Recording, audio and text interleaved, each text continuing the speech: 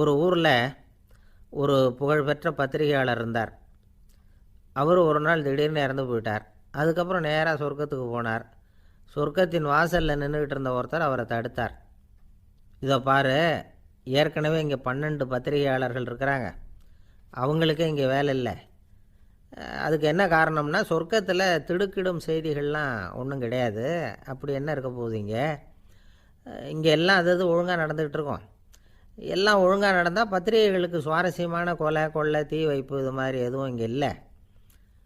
ஏற்கனவே இங்கே இருக்கிறவங்க எல்லாரும் மரத்தடியில் உட்காந்துக்கிட்டு தியானம் பண்ணிகிட்டு இருக்கிறாங்க. அந்த ஒரே செய்தி தான் தினமும் இங்கே வந்துக்கிட்டு இருக்குது. அதை படிக்கிறதுக்கே இங்கே ஆள் கிடையாது. அதனால் நான் என்ன சொல்கிறேன்னா, நீ பேசாமல் நரகத்துக்கே போயிடு. அங்கே எவ்வளவோ நிகழ்ச்சிகள் நடந்துக்கிட்டு இருக்கு. அங்கே தான் அதிகமான பத்திரிகையாளர்கள் தேவைப்படுறாங்க. அங்கே உனக்கு நிறைய வேலை இருக்கும்.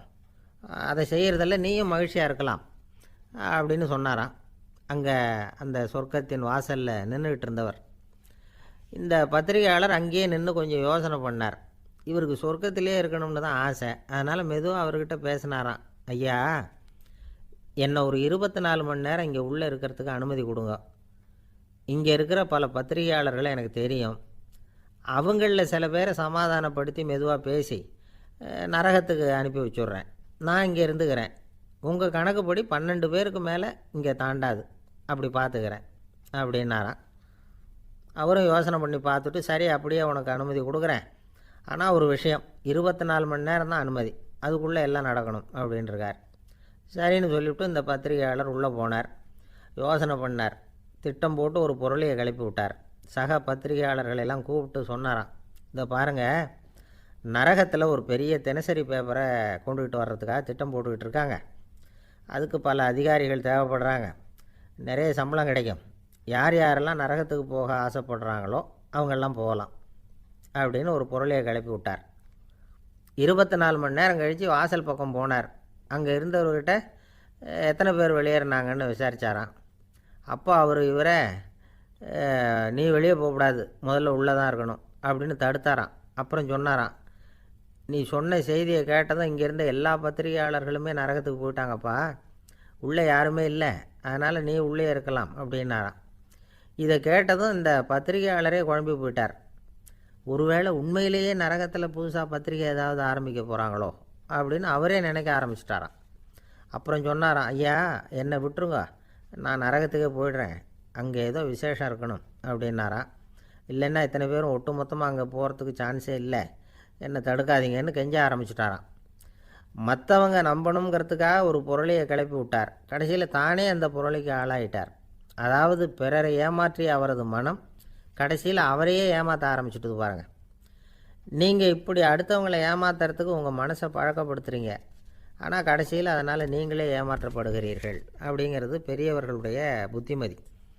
அதனால் உங்கள் மனசுக்கிட்ட ரொம்ப எச்சரிக்கையாக இருங்கோ அப்படிங்கிறாங்க. நம்ம ஆளுங்க அங்கே போய் என்ன சொல்லுவாங்கன்னா, இதை பாரு அங்கே போகாத இங்கே போகாதேன்னு பயமுறுத்துறது உண்டு. சில பேர் அங்கே பேய் இருக்குது, பிசாசு இருக்குது அப்படின்னு பொருளையை கிளப்பி விடுறது உண்டு. இருட்டு நேரம் காட்டு வழியாக ஒருத்தன் போய்கிட்டு இருக்கிறான். அங்கே பேய் பிசாசு நடமாட்டம் இருக்கிறதாக வதந்தி. இவன் பயந்துக்கிட்டே வேகமாக போகிறான். காடு முடிஞ்சு மெயின் ரோட்டுக்கு வந்து சேர்ந்தான். அப்பாடா, ஒரு பஸ்ஸு நின்றுக்கிட்டு இருக்கு தனியாக. இருட்டில் லேசாக தெரிஞ்சுது. ஓடி போய் ஏறி உள்ளே உட்காந்துக்கிட்டான். பயந்துக்கிட்டே போனவன் அப்புறம் தான் தெரியுது உள்ளே யாருமே இல்லை, டிரைவரும் இல்லை, கண்டக்டரும் இல்லை, வேறு யாரும் இல்லை. இவனுக்கு பேய் பயம் அதிகமாக போட்டுது. ஏன்னா நடு ராத்திரி. இந்த நேரம் பார்த்து அந்த பஸ்ஸு தானே நகர ஆரம்பிச்சுதான். இவனுக்கு இன்னும் பயம் அதிகமாக போட்டுது. ஏன்னா டிரைவர் சீட்டு காலியாக இருக்குது, பஸ்ஸு நகருது. இவன் உடம்பு பூரா நடுங்க ஆரம்பிச்சுட்டுது. வீல்னு கத்தலாமான்னு பார்த்தான். அந்த நேரம் பார்த்து அவன் தோளில் ஒரு கை விழுந்துதான். திடுக்கிட்டு திரும்பி பார்த்துருக்குறான். அங்கே டிரைவர் நிற்கிறார். அவர் சொன்னாராம், ஏன்ப்பா ஏற்கனவே பஸ்ஸு பிரேக் டவுன், நாங்கள்லாம் பின்னாடி இறங்கி நின்று தள்ளிகிட்டு இருக்கிறோம், நீ மட்டும் ஜாலியாக ஏறி உக்காந்துக்கிட்டியா, இறங்கி வந்து தள்ளப்பா அப்படின்னாராம். இருட்டை கண்டா பயம் உண்டாவதே அது ஏன்? இப்படி ஒரு கேள்வியை ஒரு பெரியவர்கிட்ட கேட்டாங்க. அதுக்கு அவர் பதில் சொல்கிறார், மனிதனுடைய ஆதிகால வாழ்க்கையில் தொற்றிக்கொண்ட பயம் இது வேரூன்றி இருக்குது, இன்னமும் போகலை. 50,000 வருஷங்களுக்கு முன்னாடி மனுஷன் குகைகளில் வாழ்ந்தான். பகலில் பயம் இருக்காது, ராத்திரியில் மிருகங்கள் தாக்கும் கொல்லும், நிம்மதியாக தூங்கக்கூட முடியாது. அதனால் இந்த மனுஷனுக்கு இரவுன்னா மரணம் பயம் அப்படின்னு பழகி போச்சு. மனிதர்களுடைய எல்லா மனசையும் சேர்த்து மொத்தமாக ஒரு மனசு உண்டு. மனிதர்களுடைய நினைவு இந்த மொத்த மனசில் பதிஞ்சிருக்கு, பரவுது. இந்த மொத்த மனசில் இருட்டு பற்றிய பயம் பதிந்து நீடிக்குது அப்படிங்கிறார் அவர். இந்த காலத்தில் இரவை பகலாக்கிறதுக்கு எவ்வளவோ விளக்குகள்லாம் வந்தாச்சு. ராத்திரியிலேயும் மிருகங்கள் தாக்குங்கிற நிலைமை இல்லை. பாதுகாப்பான வீடுகள் விலங்குகளும் விலகி போயிடுது. அதாவது விலங்குகள்லாம் விலகி போயிட்டுது, வீடுகளும் பாதுகாப்பாக இருக்குது. சரி, இருந்தாலும் அந்த பழங்கால பயம் இருட்டு பயம் இன்னமும் மனுஷனை விட்டு போகலை. இன்னொரு விஷயம் என்னென்னா, இருட்டிலேருந்து வெளிச்சத்துக்கு வராத மனிதர்களும் இன்றைக்கி அதிகம். ஒரு ஆள் ஆற்றுக்கு மீன் பிடிக்கிறதுக்காக போனான், இன்னும் விடியலை. அதுக்குள்ளே வலையை எடுத்துகிட்டு கிளம்பி போயிட்டான். வெளிச்சம் வர்றதுக்கு முன்னாடியே போய் சேர்ந்துட்டான். விடிகிற வரைக்கும் என்ன பண்ணுறது, சும்மா கரையிலே உட்காந்து காலை ஆட்டிகிட்டு இருக்கிறான். காலில் ஏதோ ஒரு சின்ன மூட்டை தட்டுப்பட்டுது. இருட்டில் அது என்னன்னு சரியாக தெரியல. மூட்டைக்குள்ளே சின்ன சின்ன கல்லாக நிறைஞ்சிருக்குது. சும்மா பொழுது போகணுமேங்கிறதுக்காக இவன் அந்த மூட்டைக்குள்ளே இருந்து ஒவ்வொரு கல்லாக எடுத்து ஆற்றுல வீசிக்கிட்டு இருக்கிறான். விடிகிற வரைக்கும் வேறு வேலை இல்லைங்கிறதுனால இப்படி செஞ்சுக்கிட்டே உட்காந்துருக்கிறான். கிழக்க மெதுவாக வெளிச்சம் தெரிய ஆரம்பிச்சிது. பொழுது விடியறதுக்கான அறிகுறி. இதுக்குள்ளே அந்த மூட்டையில் இருந்த எல்லா கல்லையும் எடுத்து வீசி எறிஞ்சுட்டான். கடைசியாக ஒரே ஒரு கல் மட்டும்தான் கையில் பாக்கி இருந்தது. வெளிச்சம் வந்ததும் அந்த கல்லை பார்த்தான், அப்படியே திகைச்சு போயிட்டான். அடடா, இது வரைக்கும் தெரியாமல் தப்பு பண்ணிட்டோமே அப்படின்னு நினச்சான். ஏன் தெரியுமா, அவன் கையில் இருந்தது வெறும் கல் இல்லை, விலை வசந்த ரத்தன கல். அது இருட்டில் என்னென்னு புரியாததுனால மூட்டையில் இருந்த எல்லா ரத்தன கல்லையும் ஆற்றுல வீசி எறிஞ்சிருக்கிறான். இப்போ அவனுக்கு அழுகையே வந்துடும் போல இருந்தது. வாழ்க்கையை வசதி ஆக்கிக்கிறதுக்கான வாய்ப்பு அவனுக்கு இருந்தது. இருந்தாலும் இருட்டில் அதை இழந்துட்டான். அந்த வகையில் அவனுக்கு கொஞ்சம் அதிர்ஷ்டம் இருந்திருக்குது. அதாவது ஏதோ ஒரு வகையில் இருந்திருக்குது. அதனால தான் அந்த கடைசி கல்லை எரியறதுக்குள்ளே வெளிச்சம் வந்துட்டுது. பல பேருக்கு அந்த அளவு கூட அதிர்ஷ்டம் வர்றதில்லை. எல்லாத்தையும் வீசினதுக்கு அப்புறம் தான் வெளிச்சம் வரும். என்னென்னு விவரம் தெரியாமலே எழுந்திரிச்சு வந்துடுவாங்க. வாழ்க்கைங்கிறது ஒரு பெரிய புதையல். அதை புரிஞ்சிக்காமல் மனுஷன் அதை வீசி எரிஞ்சிக்கிட்டு இருக்கான் அப்படிங்கிறது தான் பெரியவங்க கருத்து. சில பேருக்கு புரிஞ்சுக்கிற நேரம் வரும், அதுக்குள்ளே வாழ்நாள்லாம் ஓடி போயிருக்கும். அதுக்கப்புறம் என்ன பண்ணுறது? நம்மால் ஒருத்தன் கையில் ஒரு சின்ன பையோடு வந்துக்கிட்டு இருந்தான். பை உள்ள ஏகப்பட்ட நகைகள், ரத்தன கல் எல்லாம் இருக்குது. வந்துக்கிட்டு இருந்தவன் திடீர்னு அந்த பையை அப்படியே ஒரு குளத்தில் வீசி எறிஞ்சுட்டான். மகான்கள் தான் இப்படி பற்று இல்லாமல் இருப்பாங்க.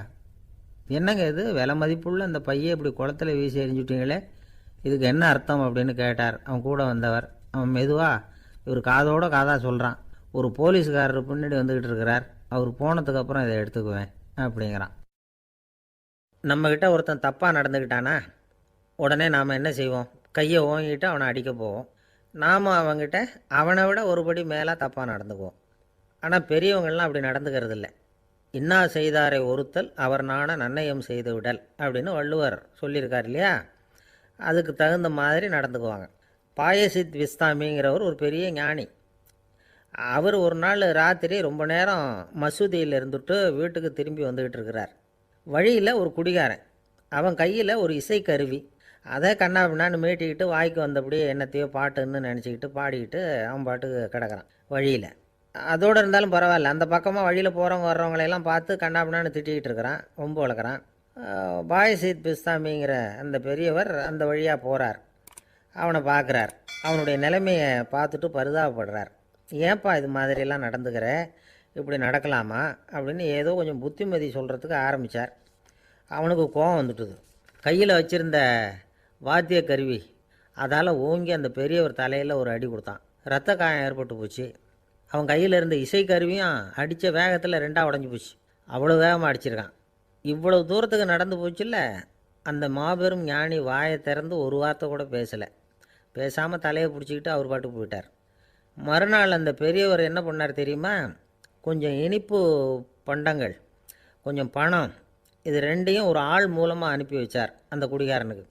அவனுக்கு ஒன்றும் புரியல. என்ன விவரம்னு விசாரித்தான். வந்த ஆள் ஒரு கடுதாசியை நீட்டினான்.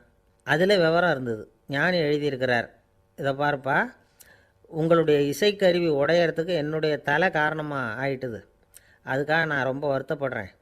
அதுக்காக தான் பணம் அனுப்பி வச்சுருக்கேன். வேறு புதுசாக ஒரு இசைக்கருவி வாங்கிக்கோ.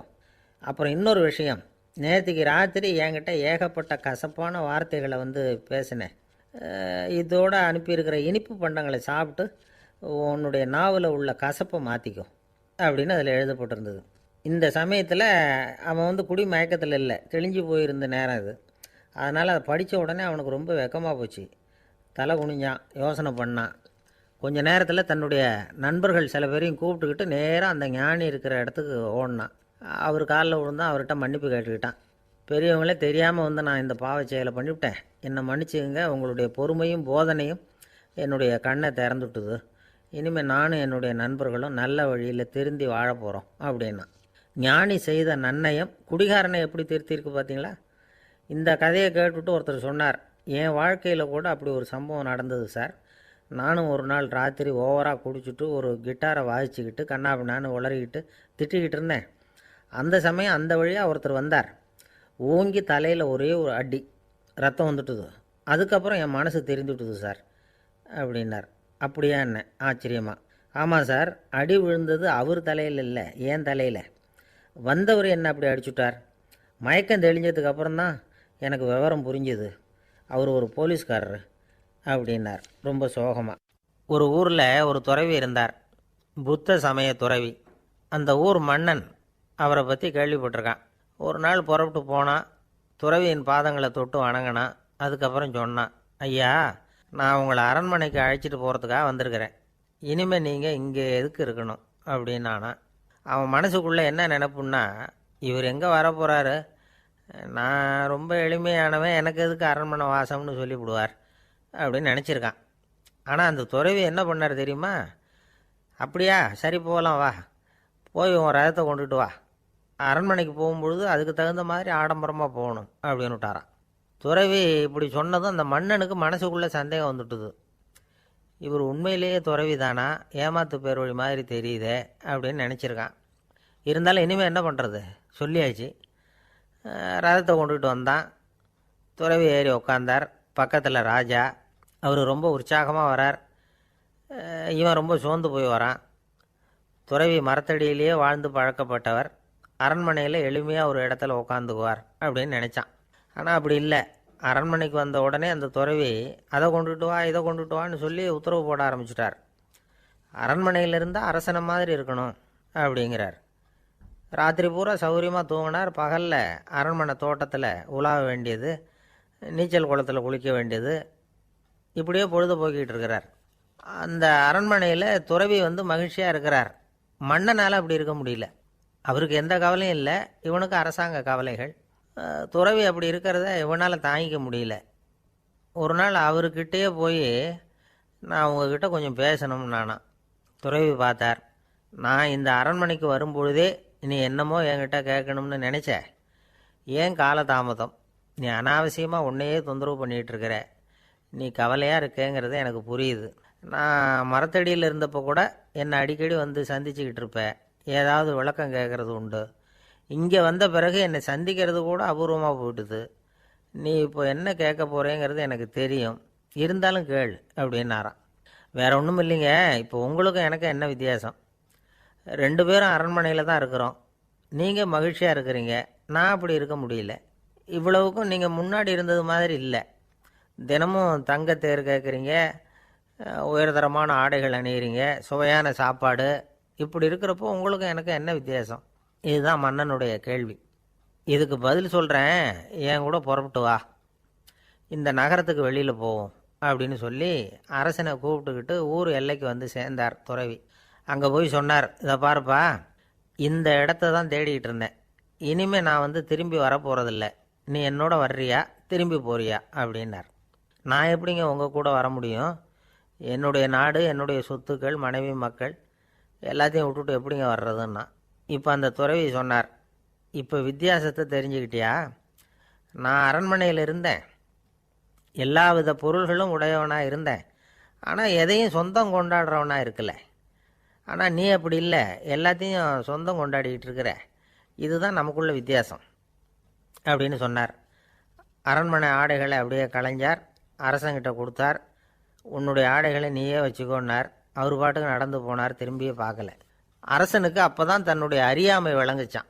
இதிலேருந்து நாம் புரிஞ்சிக்க வேண்டியது என்னென்னா, இந்த உலகத்தில் எத்தனையோ பொருள்கள், அதையெல்லாம் முறையாக பயன்படுத்தினா மகிழ்ச்சி.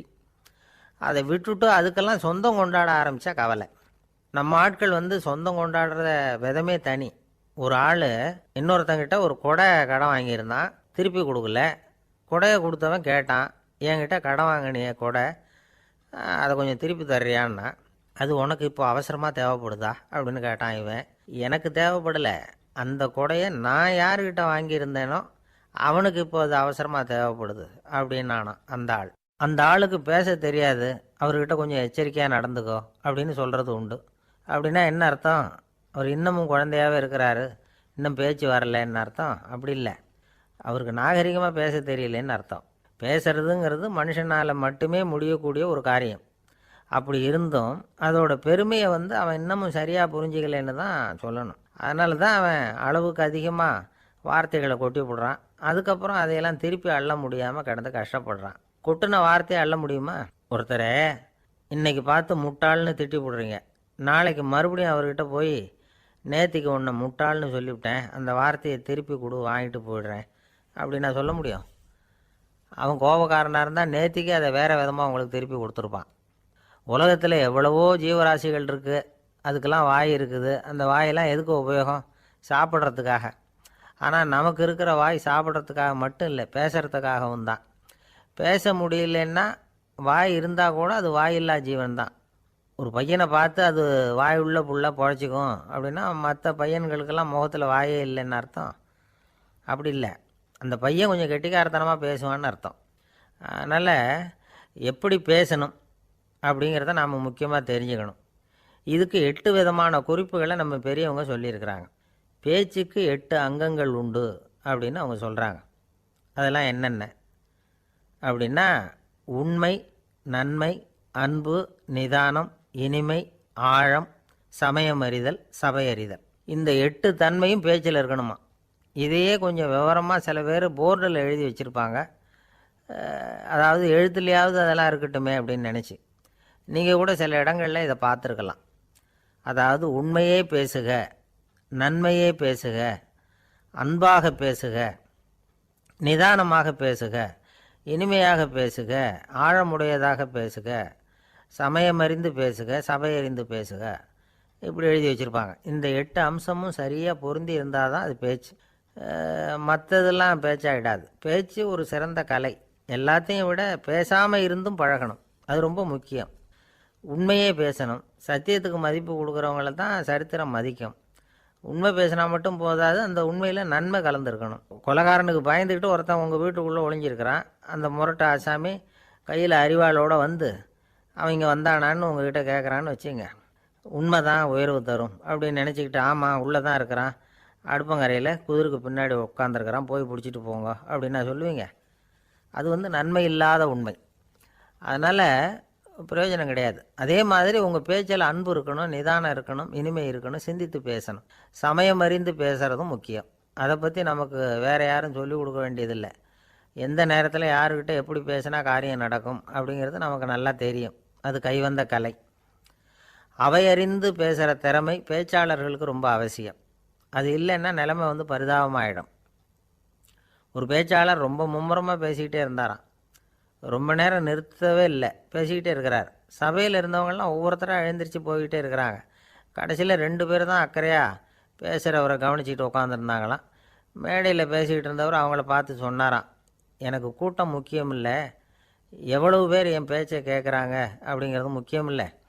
நீங்கள் 2 பேராவது ஊக்கமாக என்னை கவனிச்சிக்கிட்டு உட்காந்துருக்குறீங்க, அது போதும். உங்களுக்காகவே நான் பேசிக்கிட்டு இருக்கிறேன் அப்படின்னார். இதை கேட்டதும் உட்காந்துருந்த 2 பேரில் ஒருத்தர் எழுந்திரிச்சு, அப்படி இல்லைங்க, நாங்கள் 2 பேரும் நீங்கள் பேசி முடித்த உடனே தொடர்ந்து பேச வேண்டிய ஆளுங்க, அதுக்காக தான் காத்துக்கிட்டு இருக்கிறோம், சீக்கிரம் முடிங்க அப்படின்னாங்களாம். இன்பம் துன்பம் இது 2ம் சேர்ந்தது தான் வாழ்க்கை. இது எல்லாரும் சொல்லிகிட்டு இருக்கிற ஒரு உண்மை. அது சரி, இது 2ம் வர்றதுக்கு என்ன காரணம்? துறவி ஒருத்தர் யோசித்து பார்த்துருக்கார். இன்ப துன்பம் தோன்றுவதற்கு முக்கியமாக 6 காரணங்கள் உண்டு அப்படிங்கிறார் அவர். அது என்னங்கிறத நாமளும் தெரிஞ்சு வச்சுக்குவோமே. இப்போ முதல் காரணம் சுயநலம். ஒரு தாயார் தன்னுடைய சுயநலம் கருதி தன்னுடைய மகன் இன்பமாக இருக்கணும்னு ஆசைப்படுறாங்க. மகனும் அப்படியே ஆசைப்படுறான். அதனால் தாயாரின் இன்ப துன்பங்களை பார்த்துட்டு மகனும் இன்ப துன்பம் அடையிறான். அந்த அம்மாவுக்கும் அதே நிலைமை தான். ரெண்டாவது காரணம் உறவு. நான் துறவியான பிறகு கூட உறவுங்கிற காரணத்தினால தான் தாயாருடைய சுக துக்கங்களை கண்டு நானும் சுக துக்கம் அடைகிறேன்.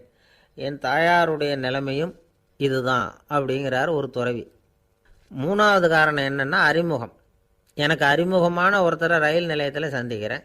அவர் தன்னுடைய பணப்பையை எங்கேயோ தொலைச்சி விட்டு வருத்தப்பட்டுக்கிட்டு இருக்கிறார். நானும் வருத்தப்படுறேன். அந்த சமயத்தில் யாரோ ஒருத்தர் இதுதானே அவங்க பணப்பை அப்படின்னு சொல்லி கொண்டாந்து நீட்டுறார்.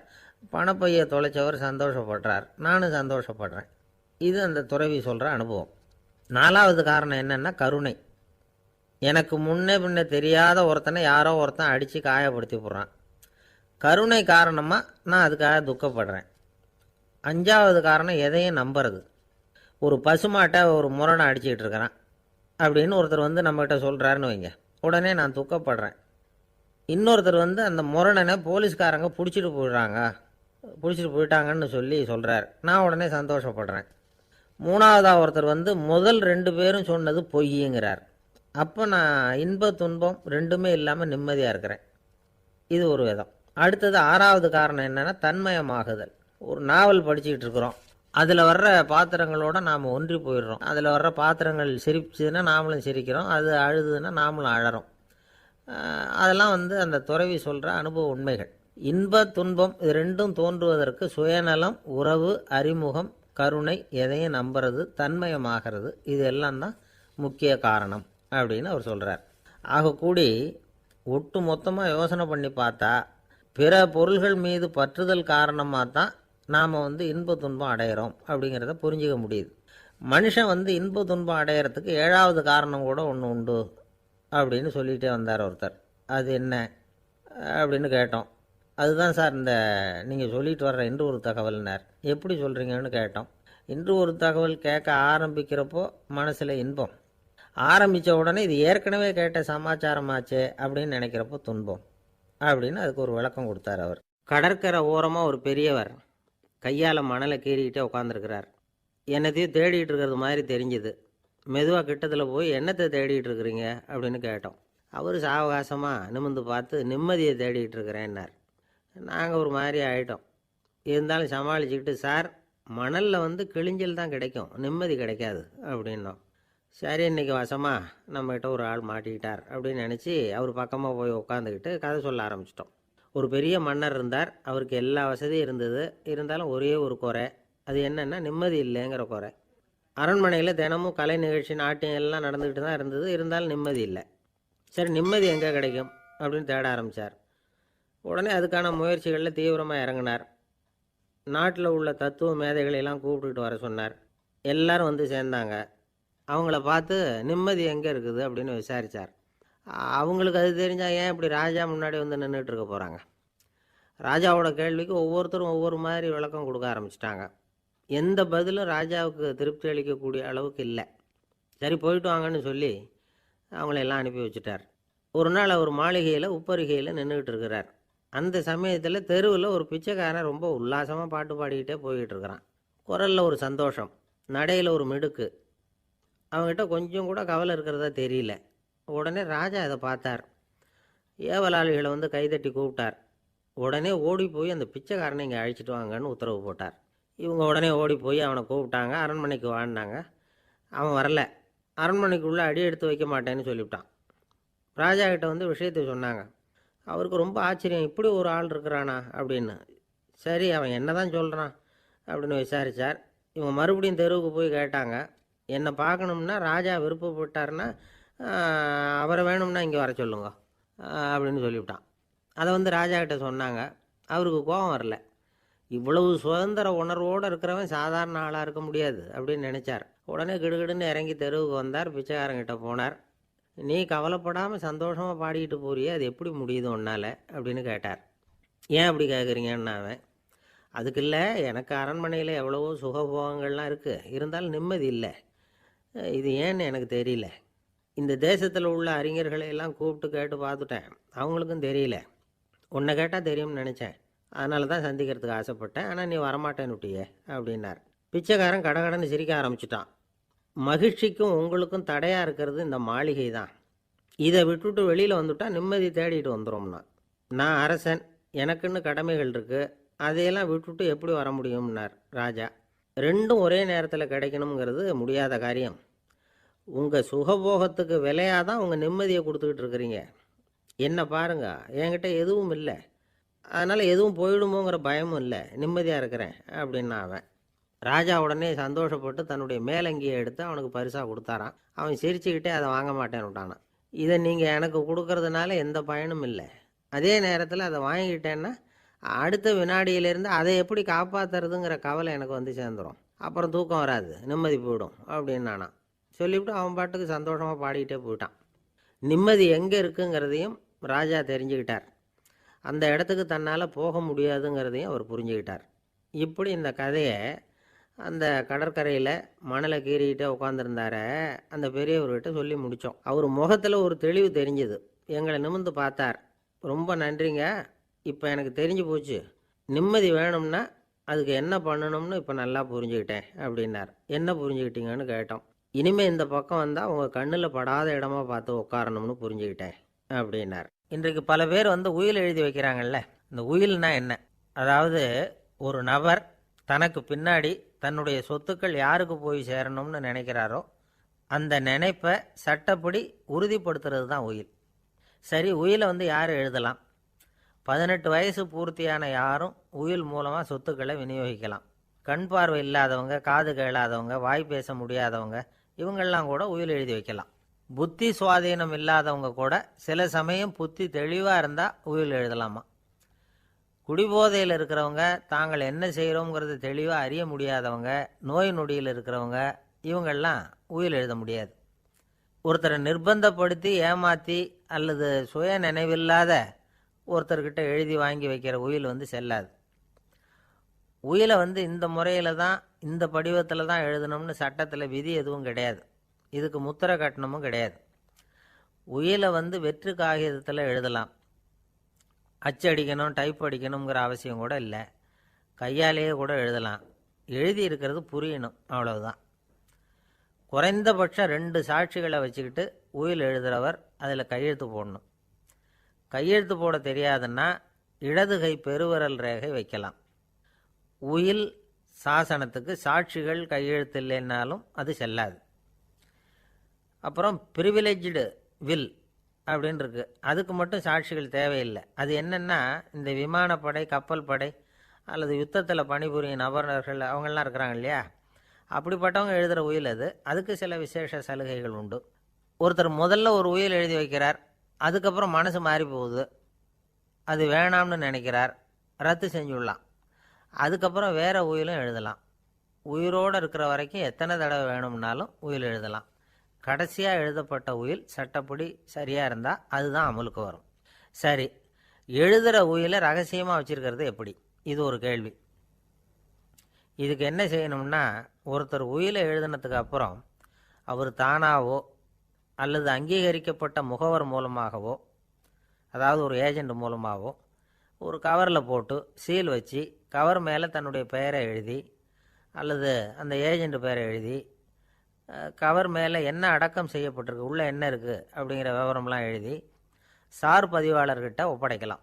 இதுக்கு கட்டணம் உண்டு.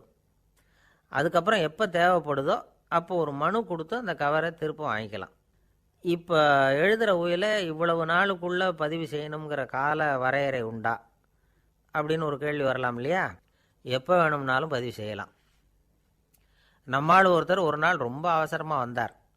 இந்த உயில் எழுதுறது சம்பந்தமாக பூரா விவரமாக எனக்கு உடனே தெரியணும்னார். நான் உடனே அவரை வக்கீல் ஒருத்தர்கிட்ட அழைச்சிட்டு போனேன். இவர் அவர்கிட்ட எல்லா விவரமும் கேட்டு தெரிஞ்சுக்கிட்டார். ரொம்ப தேங்க்ஸ்ன்னு சொல்லிவிட்டு 2 பேரும் வெளியில் வந்தோம். அதுக்கப்புறம் இவர்கிட்ட கேட்டேன், ஆமாம் இவ்வளவு விவரமாக கேட்குறீங்களே, உங்களுக்கு எத்தனை பிள்ளைங்க சார் அப்படின்னு கேட்டேன். 6 பேர் சார் அப்படின்னார். சரி, இருக்கிற சொத்து எவ்வளவுன்னு கேட்டேன். அதை இனிமே தான் சம்பாதிக்க போகிறேன் அப்படின்னார். வயிறு பசிக்குதேங்கிறது சிலரோட கவலை, வயிறு பசிக்க மாட்டேங்குதே அப்படிங்கிறது சில பேரோட கவலை. 2 விதமான கவலைக்கும் வயிறு தான் காரணமாக இருக்குது. வயிறு பசிச்சதுன்னா அது இயற்கை, வயிறு பசிக்கலைன்னா அது வியாதி. ஆனால் பசியையும் நாம் பசிப்பிணி அப்படின்னு தான் சொல்லுவோம். என்ன காரணம்? வியாதியை போக்க வேண்டியது எவ்வளவு முக்கியமோ அதை விட முக்கியம் பசியை போக்க வேண்டியது. ஒரு சமுதாயத்தில் பசிப்பிணியே இருக்கக்கூடாது. அதுதான் நல்ல சமுதாயம். பசியை போக்கணும்னா சாப்பாடு போடணும், பசியின்மையை போக்கணும்னா வைத்தியம்தான் பண்ணணும். இது சம்பந்தமாக எவ்வளவோ ஆராய்ச்சிகள் நடக்குது, நிறைய மருந்து கண்டுபிடிச்சிருக்கிறாங்க. நம்ம உடம்பில் பசியை தூண்டக்கூடிய பகுதி எது, இதை முதல்ல தெரிஞ்சுக்கணும் இல்லையா? நாம் சாப்பிட்ற ஆகாரம் செரிக்கிறதுக்கு எது காரணம் தெரியுமா? நம்ம மூளையோட பின்பகுதி தான் அதுக்கு காரணமாக இருக்குதாம். மூளையின் பின்பகுதியில் நரம்பு செல்களால் ஆன 2 வகையான ஆரக்சின்கள் தான் பசியை உண்டாக்குது அப்படின்னு கண்டுபிடிச்சிருக்கிறாங்க. 2 ஆய்வாளர்கள் இதை கண்டுபிடிச்சிருக்காங்க. அவங்க 2 பேரும் டெக்சாஸ் பல்கலைக்கழகத்தில் ஹார்வர்டு ஹக்ஸ் மருத்துவ கல்வி நிலையத்தில் பணிபுரிகிறவங்களாம். உண்பது தேவைங்கிறது உணரப்படும் போது மூளையின் அந்த குறிப்பிட்ட பகுதி ஆரக்சின் அப்படிங்கிற ஹார்மோன்களை சுரக்கும். அது பசி உணர்வை தூண்டும் அப்படிங்கிறது தான் அந்த ஆய்வாளர்களின் கண்டுபிடிப்பு. இந்த ஆரக்சின் வேறு சில உயிரினங்கள்லேயும் உண்டு. இப்போ எலிகளில் கூட இது இருக்குது. அதனால் எலிகளை வச்சு இது சம்மந்தமாக ஆராய்ச்சி பண்ணாங்க. எலிகள் உடம்பில் ஆரக்சினை செலுத்தி பார்த்தாங்க. உடனே என்னாச்சு தெரியுமா? அந்த எலியெல்லாம் பசியால் துடிக்க ஆரம்பிச்சுட்டுது.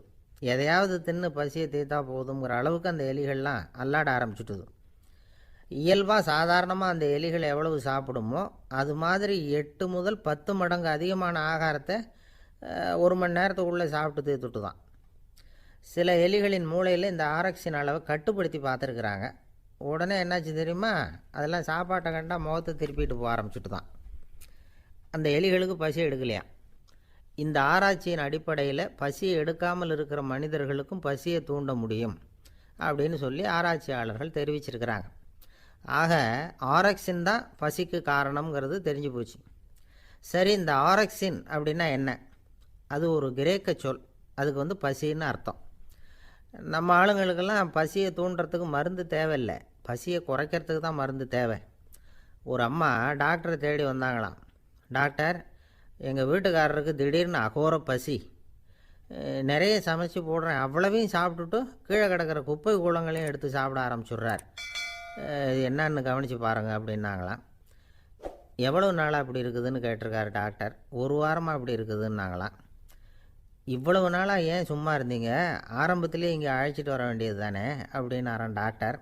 அது ஒன்றும் இல்லை டாக்டர், வீடு பூரா சுத்தமாகட்டுமேன்னு பார்த்துக்கிட்டு இருந்தேன் அப்படின்னாங்களாம் அந்த அம்மா. உங்கள் மேலே எனக்கு அளவு கடந்த அன்பு அப்படின்னு யாராவது சொன்னால் அதை அலட்சியமாக நினச்சிடக்கூடாது. அது கொஞ்சம் சீரியஸான விஷயம். அளவுக்கு மிஞ்சினா எதுவுமே இடைஞ்சல் தானே. அன்பும் அப்படி தான். அன்பு அதிகமாக இருந்தால் அது எப்படி கெடுதல் பண்ணும் அப்படிங்கிற சந்தேகம் உங்களுக்கு வரலாம். தசரதன் கதை என்னாச்சு? கைகேயி மேலே வச்ச அளவு கடந்த அன்பு ராமன் காட்டுக்கு போகிறாப்புல ஆகிட்டுதில்ல. தசரதன் எப்பேற்பட்ட அரசன்? விஸ்வாமித்திரர் சொல்கிறார், என்ன மாதிரி முனிவர்களுக்கும் தேவர்களுக்கும் ஏதாவது கஷ்டம் வந்தால் முதல்ல முருகன்கிட்ட போவோம், அப்புறம் பரமசிவனை போய் பார்ப்போம், அதுக்கப்புறம் திருமால்கிட்ட போவோம், அப்புறம் பிரம்மன் இந்திரன் இவங்களெல்லாம் போய் பார்ப்போம், இவங்களாலையெல்லாம் முடியலன்னா கடைசியில் அயோத்திக்கு வருவோங்கிறார். உன்னை விட்டால் வேறு கதி உண்டோ அப்படின்னு தசரதனை பார்த்து விஸ்வாமித்திரரே சொல்கிறார். அப்பேற்பட்ட அரசன் தசரதன் கைகேயி காலில் விழறான். உன் பாதங்களை தொட்டு கெஞ்சி கேட்டுக்கிறேன், ராமனை காட்டுக்கு அனுப்பாதேங்கிறான். தசரதனுடைய இந்த நிலைமைக்கு என்ன காரணம்? அவன் கைகேயி மேலே வச்ச அளவு கடந்த அன்பு தான் காரணம். இப்போ சொல்லுங்கள், அன்பாக இருந்தாலும் அது அளவுக்கு மீறி போனால் கெடுதல் பண்ணுமா பண்ணாதா? அது மட்டும் இல்லை, அளவு கடந்த அன்பு நீதிக்கும் நியாயத்துக்கும் புறம்பான காரியங்களையும் செய்ய வச்சிரும். தசரதன் மிகச்சிறந்த நீதிமான், தர்மத்துக்கு விரோதமாக ஒரு காரியமும் செய்யாதவன். அப்பேற்பட்டவன் தன்னுடைய மனைவியை பார்த்து என்ன சொல்கிறான் தெரியுமா?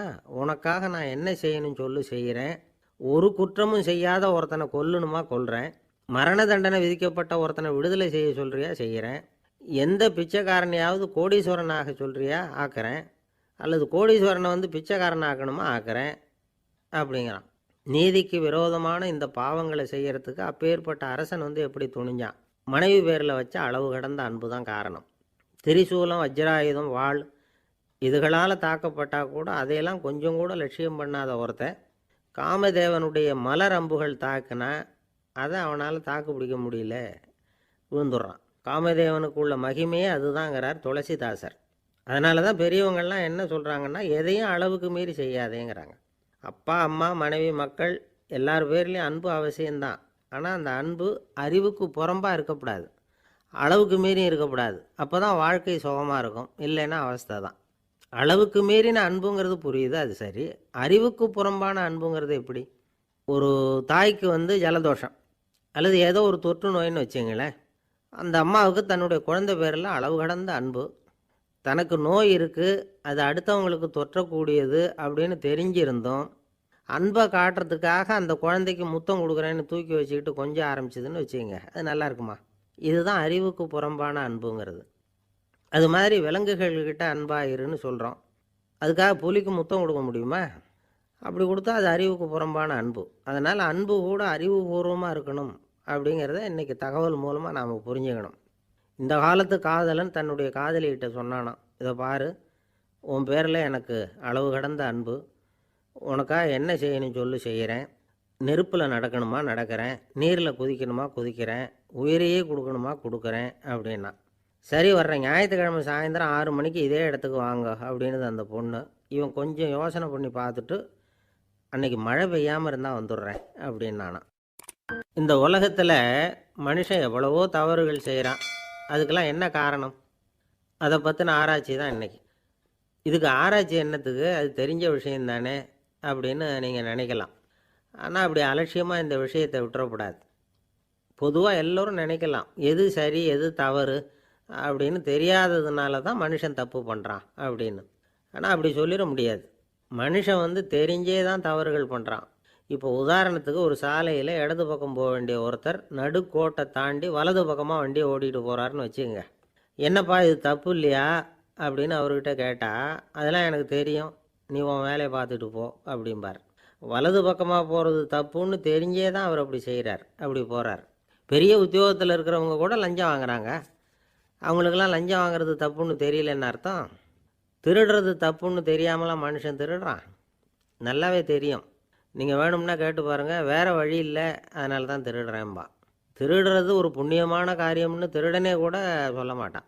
திருடுறது தவறுங்கிறது திருடனுக்கு தெரியும் அப்படிங்கிறத விளக்கிறதுக்காக ஒரு பெரியவர் ஒரு கதை சொன்னார்.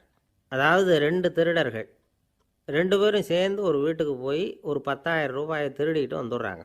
ஒரு காட்டு வழியாக வந்துக்கிட்டு இருக்கிறாங்க. இன்னும் விடியல. 2 பேருக்கும் தூக்கம் கண்ணை சுற்றுது. சரி, இப்படியே ஒரு மரத்தடியில் படுத்து தூங்குவோம், காலையில் விடிஞ்சதும் இந்த பணத்தை 2 பேரும் பங்கு போட்டுக்குவோம் அப்படின்னு முடிவு பண்ணுறாங்க. அதே மாதிரி படுத்து தூங்குறாங்க. நடு ராத்திரியில் ஒரு திருடன் முழிச்சிக்கிறான். விடிகிற வரைக்கும் காத்துக்கிட்டு இருந்தால் 5,000 ரூபா தான் கிடைக்கும், இப்போவே கம்பி நீட்டினா 10,000 ரூபா கிடைக்கும் அப்படின்னு யோசித்து பார்த்துட்டு ஒரு முடிவுக்கு வந்தான். மெதுவாக அந்த 10,000த்தையும் சுருட்டிக்கிட்டு அடுத்தவனுக்கு தெரியாமல் ஓடி போயிட்டான். விடியுது. அடுத்தவன் எழுந்திரிச்சு பார்க்குறான். பணத்தையும் காணலை, பாகஸ்தனையும் காணலை. இந்த திருடன் அந்த திருடனை திட்டுறான், திருட்டு பய, அயோக்கிய பய, இப்படி அநியாயமாக கிளப்பிட்டு போட்டானே அப்படிங்கிறான். இதுலேருந்து என்ன தெரியுது? தெரியாமல் எடுத்துக்கிட்டு போகிறது திருட்டு, அயோக்கியத்தனம், அநியாயம் அப்படிங்கிறது இவனுக்கு தெரிஞ்சிருக்குது. அதனால தான் அடுத்தவனை பார்த்து இப்படி திட்டுறான். அதனால் தெரியாததுனால மனுஷன் தவறு பண்ணுறான்னு சொல்கிறது சரியில்லை. அப்படின்னா மனுஷன் பண்ணுற தவறுகளுக்கு உண்மையான காரணம் தான் என்ன? இதே சந்தேகம் அர்ஜுனனுக்கும் வந்துதான். அதனால தான் அவன் பகவானை பார்த்து கேட்குறான், மனுஷன் தன் விருப்பத்துக்கு விரோதமாக ஏதோ ஒரு சக்தியினால் பலாத்காரமாக இழுக்கப்பட்டது மாதிரி பாவம் பண்ணுறானே, அந்த சக்தி என்ன அப்படின்னு கேட்குறான். இதுக்கு பகவான் பதில் சொல்கிறார், காமமும் குரோதமும் தான் அந்த சக்திகள், அதாவது ஆசையும் சினமும். இது 2ம் உன்னுடைய எதிரிகள் அப்படிங்கிறத புரிஞ்சுக்கோ அப்படிங்கிறார். இன்னமும் நுணுக்கமாக பார்த்தா காமத்தினுடைய மறு உருவங்கள் தான் குரோதமும் லோபமும். ஆசை நிறைவேறலைன்னா குரோதம், அதாவது கோபம். ஆசை நிறைவேறிட்டதுன்னா லோபம், அதாவது பேராசை. பாவத்தை கண்ட்ரோல் பண்ணணும்னா அதுக்கு மெயின் சுவிட்சு எது அப்படிங்கிறது இப்போ தான் தெரியுது. அதுக்கு மனுஷன் தெரிஞ்சே தான் தவறு பண்ணுறான் அப்படின்னு பேசிக்கிட்டோமே. அதுக்கு ஒரு உதாரணம். ஒரு ஆள் ஹோட்டலில் சாப்பிட போனான். சாப்பிட்டு முடித்தான். எழுந்திரிச்சு முதலாளிகிட்ட பில்லை கொடுத்தான். காசை கொடுக்கல. முதலாளி பணம் கொடுன்னு கேட்டார். இவன் என்கிட்ட பணம் இல்லைன்னா. முதலாளி கொஞ்சம் கூட அலட்டிக்கல. உள்ளே இருந்து ஒரு ஆளை கூப்பிட்டார். இவனை கூப்பிட்டுட்டு போய் இட்லி மாவு ஆட்ட சொல்லுன்னார். இவனும் கவலைப்படாமல் உள்ளே போயிட்டான். அப்போது அழைச்சிட்டு போகிற ஆள் கேட்குறான், ஏன் சார் சாப்பிட்றதுக்கு முன்னாடி காசு இல்லைங்கிறது உங்களுக்கு தெரியாதா அப்படின்னு கேட்குறான். தெரியும், காசு இல்லைங்கிறதும் தெரியும், காசு இல்லாமல் சாப்பிட்டா மாவாட்டணுங்கிறதும் தெரியும் அப்படின்னா அந்த ஆள். அப்படின்னா நீங்கள் உங்கள் வீட்லேயே சாப்பிட்ருக்கலாமே அப்படின்னு கேட்குறான் அவன். அதுக்கு இவர் சொல்கிறாரு, அது எப்படி, அங்கே சாப்பிட்டாலும் நான் இதே வேலையை தானே செய்ய வேண்டியிருக்கும் அப்படின்னாரான். நம்மளை மாதிரி ஒரு ஆசாமி அவன் நம்மளை மாதிரியே கற்பனை பண்ணான். அதாவது நாம் தான் இந்த உலகத்தில் ரொம்பவும் கஷ்டப்படுறோம், மற்றவங்கள்லாம் சந்தோஷமாக இருக்கிறாங்க அப்படின்னு அவன் நினச்சிக்கிட்டான். அவன் ஒரு நாள் கடவுளை வேண்டிக்கிட்டானான், சுவாமி இந்த உலகத்தில் எவ்வளவோ பேர் இருக்கிறாங்க, ஒவ்வொருத்தருக்கும் ஒவ்வொரு விதமான கஷ்டம் இருக்கலாம், ஒத்துக்கிறேன், இருந்தாலும் எனக்கு அது கொஞ்சம் அதிகமாக இருக்கிறது மாதிரி தெரியுது, அதனால் நீங்கள் எனக்காக ஒரு சின்ன உதவி செஞ்சால் போதும். அது வேறு ஒன்றும் இல்லை, என்கிட்ட இருக்கிற துயரங்களை இன்னொருத்தர் யாருக்கிட்டையாவது கொடுத்துருங்க, அவர்கிட்ட இருக்கிற துயரங்களை என்கிட்ட மாற்றி கொடுத்துருங்க, ஒரு மியூச்சுவல் ட்ரான்ஸ்ஃபர், அவ்வளவுதான், அப்படி பண்ணிவிட்டா போதும் அப்படின்னு வேண்டிக்கிட்டானான். அன்னைக்கு ராத்திரியே அவன் ஒரு கனவு கண்டிருக்கான். வானத்திலேருந்து ஒரு குரல் கேட்டிருக்கு. அது என்ன சொல்லிச்சு தெரியுமா? ஏ ஜனங்களே, எல்லாரும் அவங்கவுங்க கஷ்டங்களை ஒரு பையில் போட்டு எடுத்துக்குங்க, அப்படி எடுத்துக்கிட்டு நேராக இந்த ஊர் எல்லையில் இருக்கிற கோயிலுக்கு வந்து சேருங்க அப்படின்னு அந்த குரல். ஆஹா, கடவுள் நம்ம பிரார்த்தனைக்கு செவி சாய்ச்சுட்டார் அப்படின்னு சந்தோஷப்பட்டான் இவன். உடனே என்ன பண்ணான், தன்கிட்ட இருந்த கஷ்டத்தையெல்லாம் ஒரு சாக்கு பையில் போட்டு எடுத்துக்கிட்டான். வீட்டை விட்டு வெளியில் வந்தான். தெருவில் இறங்கி நடக்கிறான். அங்கே பார்த்தா ஏகப்பட்ட பேர் ஆளுக்கு ஒரு பையை தூக்கிக்கிட்டு கோயிலுக்கு போய்கிட்டு இருக்கிறாங்க. சில பேர் மூட்டையாக கட்டி தலையில் சுமந்துக்கிட்டு போய்கிட்டு இருக்கிறாங்க. இவன் பார்த்தான். இவனுக்கு ரொம்ப ஆச்சரியமாக இருந்தது. ஏன்னா எல்லாரும் வச்சிருக்கிற பை இவன் பையை விட பெருசாக இருந்தது. இவன் பை தான் இருக்கிறதுலே கொஞ்சம் சின்னதாக தெரிஞ்சுது. இப்போ அவன் மறுபடியும் சாமியை வேண்டிக்கிட்டான், கடவுளே இப்போ உள்ள சூழ்நிலையை கவனித்தா என்கிட்ட இருக்கிற பையே பரவாயில்லன்னு தோணுது, அதனால் வேறு பை எதையும் மாற்ற வேணாம், இதுவே பரவாயில்ல, இந்த பையோடு திரும்பி வீட்டுக்கு போனால் போதும்னு நினைக்கிறேன் அப்படின்னு எதோ நினைக்க ஆரம்பிச்சுட்டான் அவன். எல்லோரும் கோயிலுக்கு போய் சேர்ந்தாங்க. கோயிலில் அந்த குரல் மறுபடியும் கேட்டுது. எல்லாரும் அவங்கவுங்க பைகளை சுகத்தில் தொங்க விடுங்க, திடீர்னு விளக்குகள் அணையும், மணி அடிக்கப்படும், அதுதான் அடையாளம், அந்த சமயத்தில் இருட்டில் உங்களுக்கு வேண்டிய பையை நீங்கள் மாற்றி எடுத்துக்கலாம், தேர்ந்தெடுத்துக்கலாம், வெளிச்சம் இருக்கிறப்பவே உங்களுக்கு பிடிச்ச பைக்கு பக்கமாக பார்த்து நீங்கள் நின்றுக்கலாம் அப்படின்னு சொல்லி விவரம் சொல்லிச்சான் அந்த குரல். அப்படி சொன்னதுக்கப்புறம் திடீர்னு விளக்கு அணைஞ்சிது, மணி அடிச்சுது. கொஞ்ச நேரம் கழித்து மறுபடியும் விளக்குகள்லாம் எரிஞ்சுது. இப்போ பார்த்தா எல்லாரும் அவங்கவுங்க பையையே கெட்டியாக பிடிச்சிக்கிட்டு நிற்கிறாங்க. இவனும் அப்படியே நிற்கிறான். இவன் மெதுவாக பக்கத்தில் நிற்கிறவங்ககிட்ட கேட்டானா, ஏன் நீங்கள் பையை கையிலே வச்சுருக்கிறீங்க, செவுத்தில் மாட்டலையா அப்படின்னு கேட்டிருக்கான். இல்லைப்பா, நீ ஏன் கையிலேயே வச்சுருக்கிறியோ அதே காரணத்துக்காக தான் நாங்களும் வச்சுருக்குறோம். நம்ம கவலைகளை பற்றி நமக்கு ஓரளவுக்காவது தெரியும், ஆனால் மற்றவங்க கவலைகள் நமக்கு பரிச்சயம் இல்லாதவை, பழக்கம் இல்லாதது. அதனால் நமக்கு தெரிஞ்ச கவலைகளை சமாளிக்கிறது சுலபம். தெரியாததை சமாளிக்கணும்னா மறுபடியும் ஆரம்பத்திலேருந்து ஆரம்பிக்கணும். அதனால் பழைய நண்பர்களோடு வாழறது தான் மேல் அப்படின்னு ஆனான். அதுக்கப்புறம் அவன் தன்னோட பையே போதும்னு வீட்டுக்கு திரும்பி வந்துட்டானான். இது ஒரு பெரியவர் சொல்லியிருக்கிற கதை. அதனால் நம்மக்கிட்ட இருக்கிற கஷ்டங்கள் தான் பெருசு, அதை இன்னொருத்தங்கிட்ட கொடுத்துட்டு மாற்றிக்கலாம் அப்படின்னு நினைக்கிறது தப்பு. இதே மாதிரி இன்னொரு சம்பவம். ஒரு ஊரில் ஒரு நாள் ராத்திரி ஆகாயத்திலேருந்து கடவுள் குரல் கேட்குது. இந்த ஊரில் இருக்கிற ஜனங்கள்லாம் கொஞ்சம் கவனிங்க, உங்களுக்கு ஒரு செய்தி. அதாவது இங்கே இருக்கிற ஜனங்கள்லேயே கொஞ்சம் கூட கவலையே இல்லாத ஆள் யாருன்னு எனக்கு தெரியணும். அதனால் எல்லாரும் அவங்கவுங்க கவலைகளை ஒரு பையில் போட்டு எடுத்துக்கிட்டு கோயிலுக்கு வாங்க அப்படின்னார் கடவுள். உடனே வரிசையாக எல்லாரும் வர ஆரம்பித்தாங்க. எல்லார் கையிலையும் பை இருந்தது, சின்னதும் பெருசுமா. கவலையே இல்லாத ஆள் யாருன்னு தேடினார் கடவுள். ஒரே ஒரு ஆள் மட்டும் கையில் எதுவும் இல்லாமல் வெறும் கையை வீசிக்கிட்டு ரொம்ப ஜாலியாக நடந்து வந்துக்கிட்டு இருந்தான். கடவுள் அவங்ககிட்ட போனார். ஏன்ப்பா உனக்கு கவலையே இல்லையா அப்படின்னு கேட்டார். எனக்கும் சில கவலைகள்லாம் உண்டு அப்படின்னானா அவன். எங்கே அதெல்லான்னு கேட்டிருக்கார் கடவுள். பின்னாடி லாரியில் வந்துக்கிட்டு இருக்கு அப்படின்னானா அவன். சங்கீத வித்வான்களில் பல வகை உண்டு. சில குறிப்பிட்ட ராகங்களை பாடுறதில் அவங்களுக்கு பெருமை வர்றது உண்டு. ஆனால் ஒருத்தர் இருந்தார். அவரால் ஒரு ராகத்துக்கே பெருமை வந்தது. அந்த ராகத்தை அவர் வாசித்து கேட்கணும் அப்படின்னு சொல்லுவாங்க. அது என்ன ராகம்னா தோடி ராகம். சரி, அந்த வித்வான் யாருன்னா அவர் தான் திருவாவடுதுறை ராஜரத்னம் பிள்ளை. பேராசிரியர் கல்கி ஒரு சமயம் தம்முடைய பத்திரிகையில் எழுதினாராம். அதை அப்படியே படிக்கிறேன் கேளுங்களேன். ஆகா, ஸ்ரீ ராஜரத்னம் பிள்ளையின் தோடி ஆலாபனையை முதலில் கேட்டபோது அவருடைய கற்பனையை விட்டு தள்ளுங்கள். நம்முடைய மனதில் என்னென்ன இன்பமயமான கற்பனைகள் எல்லாம் உதித்தன. குழந்தை தாயிடம் கொஞ்சம் குரலை கேட்டோம், அன்னை குழந்தையிடம் கொஞ்சம் குரலை கேட்டோம், ரதியும் மன்மதனும் பேசிக்கொண்ட காதல் மொழிகளை கேட்டோம், முருகன் சிவபெருமான் செவிகுளிர மொழிந்த உபதேசத்தை கேட்டோம், கலைமகள் கவிஞனுக்கு அருளிய ஆசி மொழிகளை கேட்டோம், நாரத முனிவருடைய தம்பூரா சுருதியை கேட்டோம், ராவணன் தன் எலும்பை ஒடித்து வீணையாகச் செய்து வாசித்த கானத்தை கேட்டோம், கானப்பறவைகளின் கலகல ஒலியை கேட்டோம், கோல குயில்களின் குரல் இனிமையை கேட்டோம். இப்படிலாம் பேராசிரியர் கல்கி விமர்சனம் எழுதியிருக்கிறார். திருவாவடுதுறை ராஜரத்னம் பிள்ளை அவர்களுடைய வாசிப்பை கேட்டுட்டு டிஎன் ராஜரத்னம் பிள்ளை இறந்து போனார். அப்போது கவிஞர் கண்ணதாசன் எழுதினார், செவியனில் ஓடி எங்கள் சிந்தையில் ஓடி இந்த புவியெல்லாம் ஓடி நின்பார் பொங்கிய தோடி வேறெங்கு எவரிடம் போகும் ஐய இனி அதை காப்பார் யாவர் அவிந்தனின் சடலத்தோடே அவிந்தது தோடிதானும் அப்படின்னு எழுதினாராம். அந்த அளவுக்கு அவருடைய தோடியை ரசித்தவர்கள் உண்டு. அதே மாதிரி தோடின்னா என்னன்னு தெரியாமலே அவரை ரசித்தவங்களும் அந்த காலத்தில் உண்டு. அதாவது ஒரு பெரிய சபையில் இவர் வாசிச்சுக்கிட்டு இருக்கிறார். பாதியில் ஒரு பெரிய மனுஷன் உள்ளே வந்தார். அவர் உடம்புல பட்டு வேஷ்டி, ஜருகை, அங்கவஸ்திரம், வாயில் வெத்தலை, வாசனை புகையில, காதில் வைரக்கடுக்கன், கழுத்தில் தங்க சங்கிலி, கை விரல் பூரா மோதிரம், கையில் ஒரு வெள்ளி வெத்தலை புட்டி, உதவிக்கு 2 பேர் பக்கத்தில். இவ்வளவு பந்தாவோடு வரார் கச்சேரி கேட்குறதுக்கு.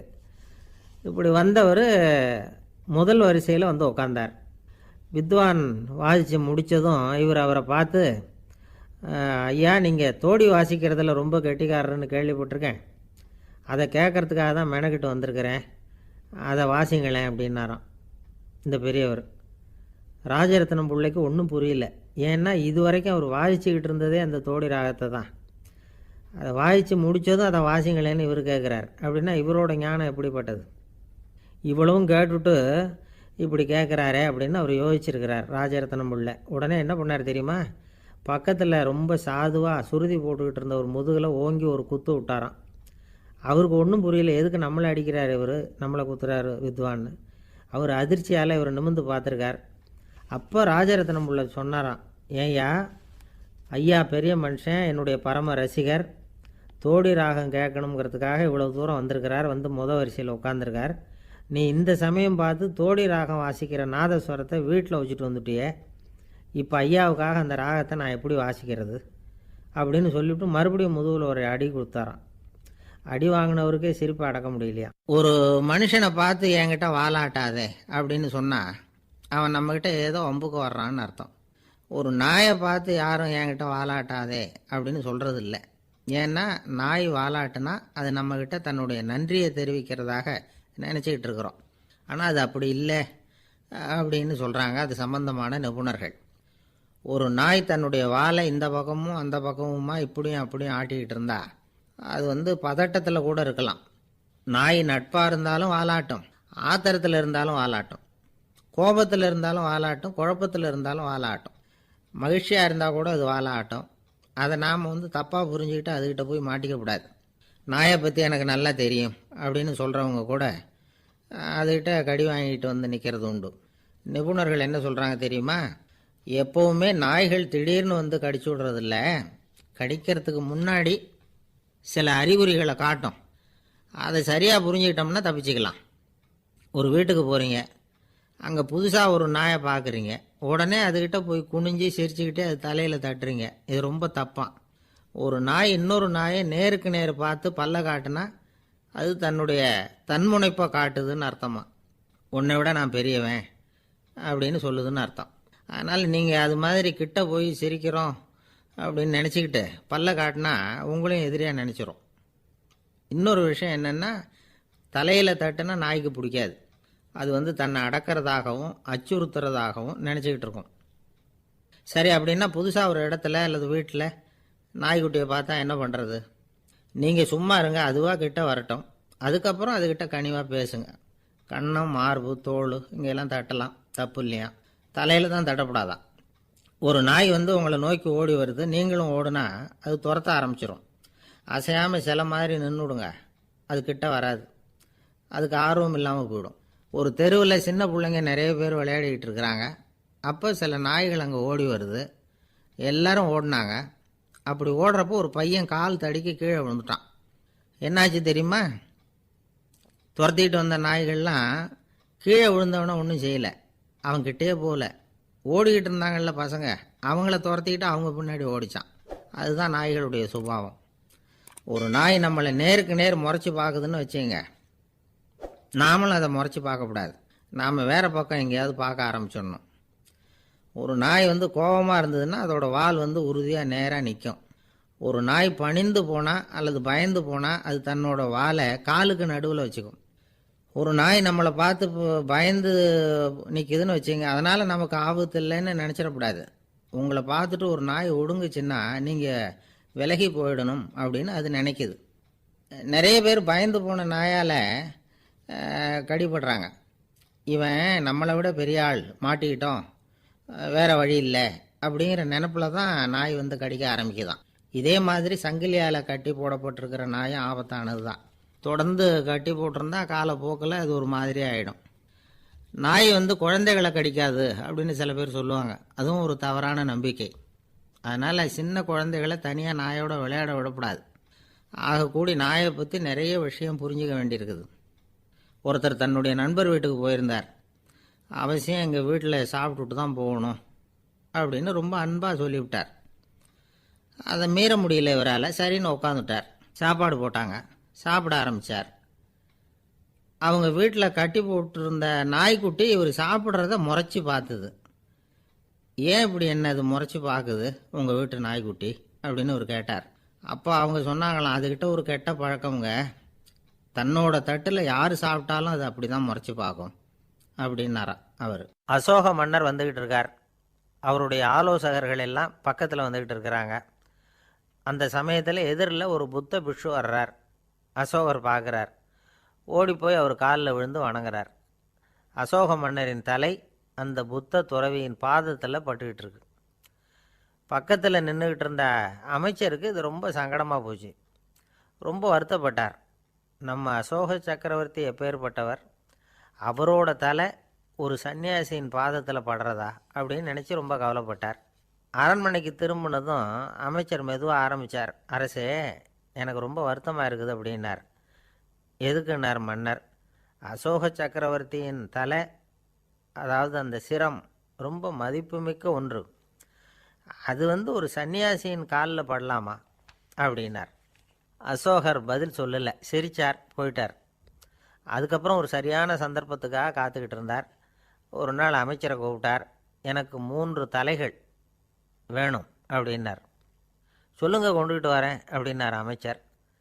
அசோகர் சொன்னார், முதல்ல எனக்கு தேவையானது ஒரு ஆட்டின் தலை, 2வது ஒரு புலியின் தலை, 3வது ஒரு மனிதனின் தலை. இதுதான் அசோகர் கேட்டது. எங்கே இருந்தாலும் கொண்டு வாங்கன்னார். அமைச்சர் புறப்பட்டார். ஆட்டுத்தலை, புலித்தலை கிடச்சிட்டுது. அப்புறமா ஒரு சுடுகாட்டுக்கு போய் ஒரு மனித தலையும் சேகரம் பண்ணிட்டு ராஜா கிட்ட வந்துட்டார். அரசே, உங்கள் ஆணைப்படி 3 தலைகளையும் கொண்டு வந்திருக்கிறேன்னார். அசோகர் பார்த்தார். ரொம்ப நல்லது, இப்போ இது 3ஐயும் எடுத்துக்கிட்டு போய் சந்தையில் விற்றுட்டு வாங்க அப்படின்னார். அமைச்சர் அதுகளை எடுத்துக்கிட்டு சந்தைக்கு போனார். முதல்ல ஆட்டுத்தலை நல்ல விலைக்கு விற்று போச்சு. நல்ல விலை கொடுத்து வாங்கிட்டு போட்டாங்க. அடுத்தபடியாக புலி தலையை ஒருத்தர் வாங்கிட்டார். அதை பாடம் பண்ணி வீட்டில் மாட்டி வைக்கலாமே அப்படின்னு நினச்சி அதையும் வாங்கிட்டு போட்டார். மனித தலையை மட்டும் வாங்கிறதுக்கு யாரும் முன் வரலை. எல்லாரும் அதை பார்த்துட்டு விலகி போக ஆரம்பித்தாங்க. அமைச்சர் திரும்பி வந்தார். அரசே, இந்த தலையை மட்டும் யாரும் வாங்க மாட்டேங்கிறாங்க அப்படின்னார். சரி, பரவாயில்ல, இதை இலவசமாகவே இனாமாவே யாருக்கிட்டையாவது கொடுத்துட்டு வந்துடுங்க அப்படின்னார். அமைச்சர் மறுபடியும் சந்தைக்கு போனார். இதை இலவசமாக தரேன், இதை வாங்கிக்கோங்க அப்படின்னார். அப்பவும் அதை யாரும் வாங்கிக்கிறதுக்கு தயாராக இல்லை. மறுபடியும் திரும்பி மன்னர்கிட்ட விவரத்தை சொன்னார். இப்போ மன்னர் சொல்கிறார், அமைச்சரே, உயிர் இருக்கிற வரைக்கும் தான் இந்த தலைக்கு மதிப்பு. ஜீவன் போனதுக்கப்புறம் அதோட மதிப்பும் போயிடுது. அதனால் மதிப்பு இருக்கும் பொழுதே பெரியவர்கள் பாதம் பணிந்து அந்த புனிதத்தை பெற்றுக்கொள்ளணும் அப்படின்னார். பணிவுங்கிறது வேறு, அடிமைத்தனம்ங்கிறது வேறு. பெரியவர்களை பணிவது நமக்கு பெருமை தரக்கூடிய விஷயம். இதை மனசில் வச்சுக்கிட்டு எப்போ காலில் விழணும், எப்போ காலில் விழக்கூடாது அப்படிங்கிறத முடிவு பண்ணிக்கணும். ஒரு சாதாரண ஆள் நடந்து வந்துக்கிட்டு இருந்தார். எதிரில் ஒரு பெரிய மனுஷன் ஓடி போய் அவர் காலில் விழுந்து தன்னுடைய தலையை அவர் பாதத்தில் கொண்டு போய் வச்சார். கொஞ்ச நேரம் கழித்து எழுந்திரிச்சு வந்துட்டார். வந்த பிறகு இவரை கேட்டேன், ஏன் திடீர்னு ஓடி போய் அந்த ஆள் காலில் விழுந்தீங்க,